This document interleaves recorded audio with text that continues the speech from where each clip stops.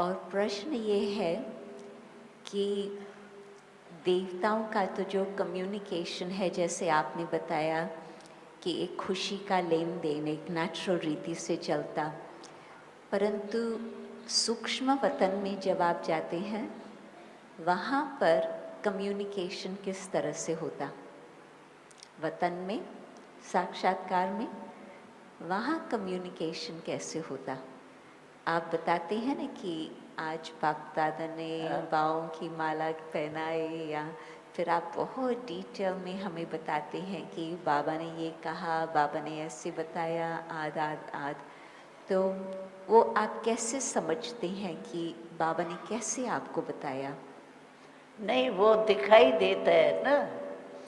हम जब सूक्ष्म वतन में ध्यान दीदार में जाते हैं तो वो तो सामने जैसे यहाँ दिखाई देते हैं ना, वैसे ही बाबा दिखाई देते हैं। बाबा आया, दूर से देखा तो उठा, मिला, जैसे यहाँ दिखाई देता है वैसे वहाँ भी एक्ट में दिखाई देता है। जी, परंतु बाबा को जो आपको संदेश देना होता, जो आप फिर हमें आके बताते हैं, तो वो बाबा क्या आपकी बुद्धि को टच करता? नहीं और नहीं, वो आप समझ जाते? बोलते हैं, बात करता है बच्ची ऐसे, जैसे समझो बच्ची ये संदेश लाया है, इसका उसका वो जैसे सुन के कोई जवाब देवे ना रूबरू, ऐसे में ऐसे अनुभव होता है। क्योंकि हमने ये सुना हुआ है कि वतन में साइलेंस में ही, मूवी में ही सब कुछ चलता। तो लेकिन हम भी मूवी होते हैं ना जानने वाले, तो हमको नेचुरल लगता है। तो जैसे तो आपको ऐसे ही लगता है जैसे बाबा आपको आवाज से बता रहा। जैसे यानी समझ में ऐसे आता है, भले बोले कैसे भी, लेकिन समझ में ऐसे ही आता है जैसे टाक कोई करे।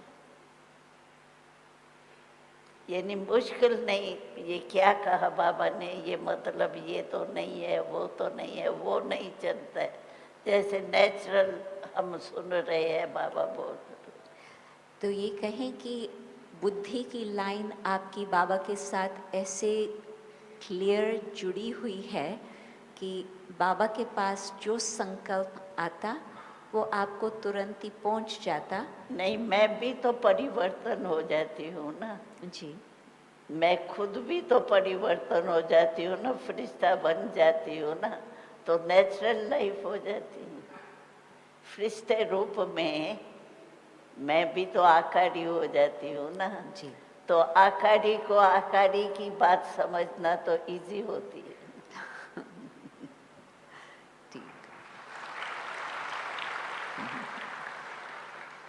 आप सभी को अनुभव करना है तो अमृत वेले आप बैठ के एक बारी चक्कर लगा के आओ।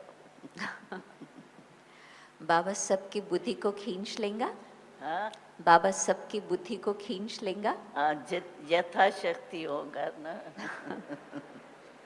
जितनी जितनी पावरफुल अशरीरीपन की अवस्था होंगी उतना ही कैच कर सकेंगे ना।